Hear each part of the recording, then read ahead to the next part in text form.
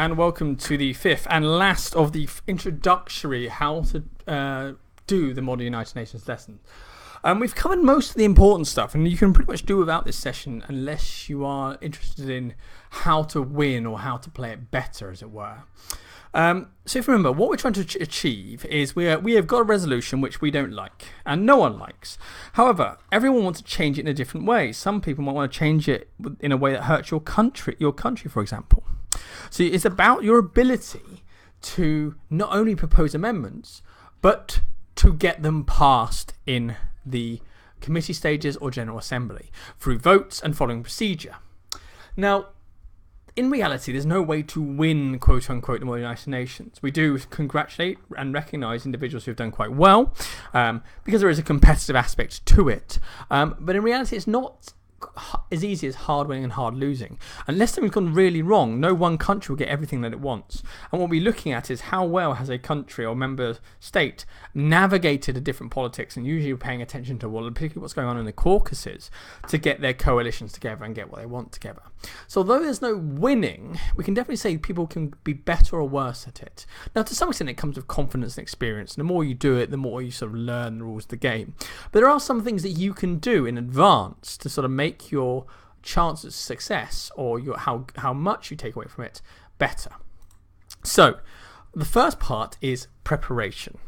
The more well prepared you are, the more planned you are in advance, the quicker you're able to hit the ground running and get stuff organised. And generally, when everyone else is trying to orientate themselves, and particularly that first hour of the committee stage, you can get a lot of stuff done because no one really knows, particularly the less prepped people, know the brief or who's doing what. So if you can prepare all your resources in advance, particularly if you can pre-plan your amendments and print them because they're legible and not more likely to stand out to the Secretariat and Secretary in advance, then that means you're more likely to have your amendments put in before it becomes too many of them to actually be done. The earlier you put amendments, the more likely they are to get done because you've got 4 hours for them to be picked. If you put them in the last hour, there's already another 20, and now you've put an extra one on top of that. If you can prepare your speeches in advance, particularly your opening speech in advance, again, you can particularly impress and make your message held. And the opening speeches in particular are not just random words, they're you trying to sell your position to as many allies as possible on many different issues.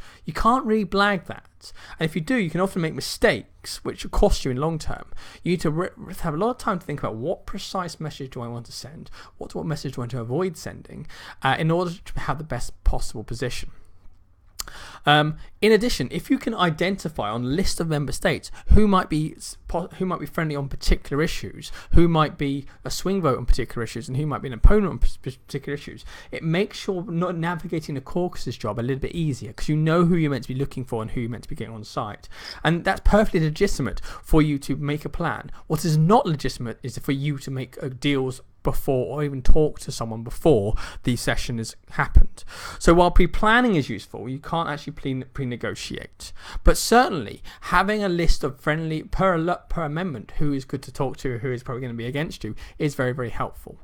And finally, this is a game of relative success rather than absolute success. This is a game where it is about getting enough stuff done. You're never going to get it all done. Identify what is most important for you and your country and what is least important for you and your country, and then work downwards from that list. That means if you can get the most important 3 things done, you're doing very, very well. Whereas if you haven't really thought about what's important and what's not, often that's a waste of time or you can make mistakes at the time. So generally before the conference, a big thing is thinking about what are you going to be doing in those opening hour or two, and how can you make that thought process, which everyone else is thinking on the time and therefore is slower and takes some time and often makes more mistakes because it's on the hoof and it's quicker while other stuff are going on. How can you get that done in advance so you can hit the ground running? And I think a big thing is that idea of hitting the ground running and getting started. Now, one of the big things I'm very keen for people to realise about Modern United Nations is it's not a debating competition. Now, there are many strategies, and I'm only going to go into 2 very, very, very simplistic strategies one can use for Modern United Nations. And some people use combinations, some people rely more heavily on one than the other. And generally, I would summarise them as the debater and the backroom deal maker.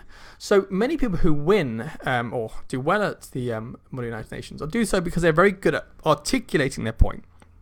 But being a good debater, particularly in Modern United Nations, is less about being convincing because ultimately, if what you're saying is convincing but it's against the country's interest, they ain't going to change their vote. Whereas if you can present the same amendment in just the right way to appeal to enough people, if you can know how to sell it to what people want to hear, so you've already worked out what people want to hear, and then you tailor your speech to sell it in that way rather than just say this is a good thing because I say it's good, then often you can find a lot of the hard work is done for you.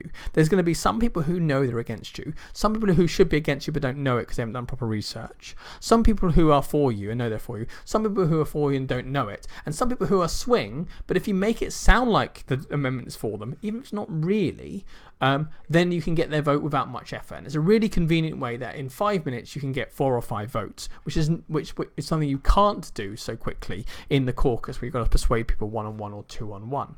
So the people who are big loudspeakers, traditionally debaters and so on, tend to be very good at this, although they tend not to be very good at actually identifying what's a good speech. It's not about being persuasive, it's about selling your wares. Who's the best salesman for what works for you? And that is about understanding your target market.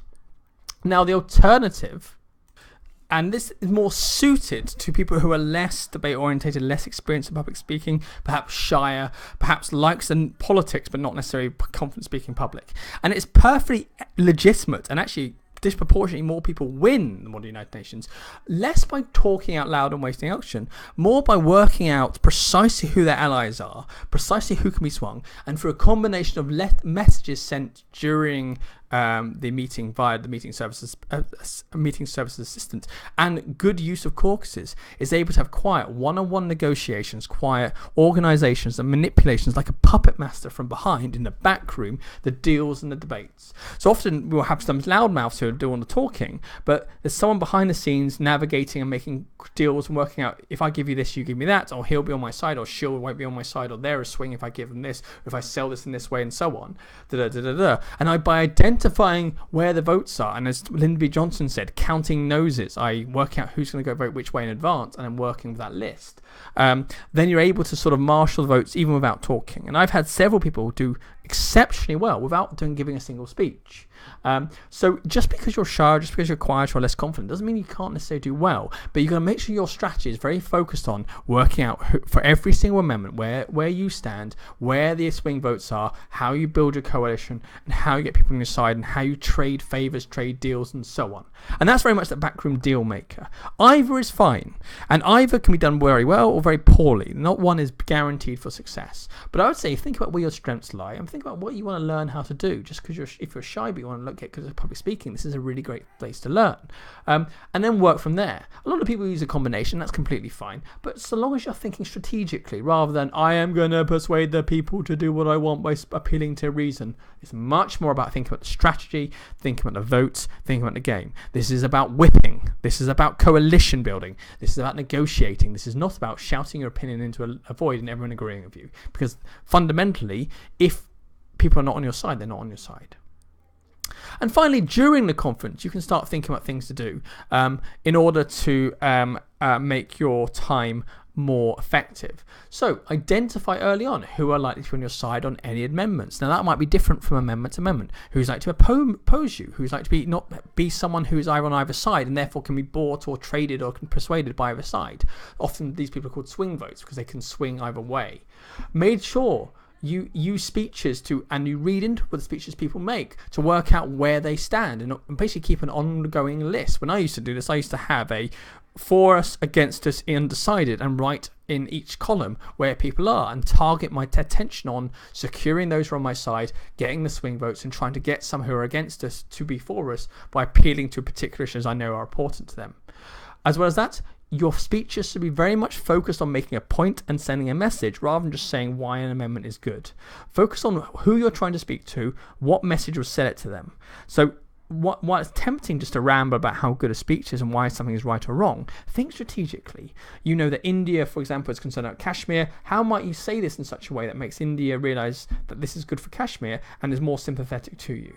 Now, often it doesn't work by just saying, India, this is brilliant, because everyone else will go, well, it's not good for me if it's good for India.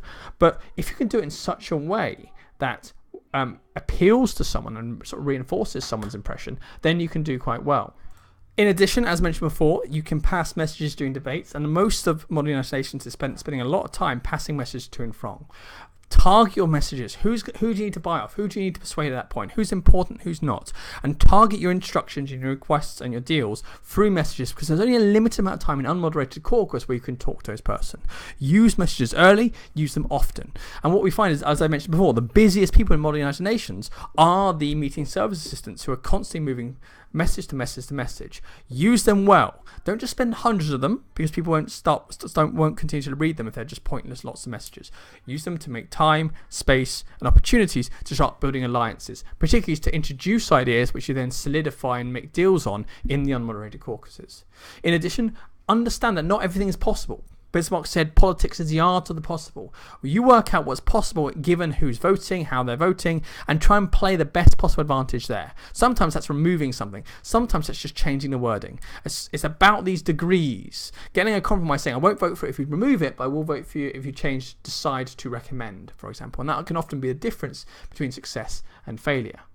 And in addition, the best people think more broadly than simply removing things they don't like. They think, how can they harm their opponents? How can they advance their position more broadly geopolitically if they add things in, if they edit things? Don't just focus on removing bits you don't like. Think about how you can manipulate the wording so it hurts someone else but helps you, or it doesn't help you so it doesn't hurt you but helps an ally, or it doesn't hurt you but hurts an opponent, or it could be used later. So think about the broader geopolitical perspective. That's something we particularly look for about creative edits, for prizes about how good people are doing. So once again, this is very much a sort of crash course into how to approach this, about the strategy. I wouldn't write too much in your first time, but remember, there's not one way to do this. And I want to really come back to this idea of, you don't have to be a loudmouth, you don't have to be a talker, although it's absolutely fine if you do, if you want to do well in the United Nations. If you can work out how to make deals, if you can trade stuff, and that's a real useful life skill in itself, if you can negotiate, if you can identify coalitions, you can do very well in the modern United Nations. So, preparation, strategy, and good use of your time, rather than simple good bad looking at amendments, is the way to do well in this system. This is the last of the first 5 sessions. If there is a request for more, we may do them, but this is designed to give, particularly those who've never done it before, an introduction to modern United Nations, to hopefully make it a little bit less mysterious and confusing. Until the next session, goodbye.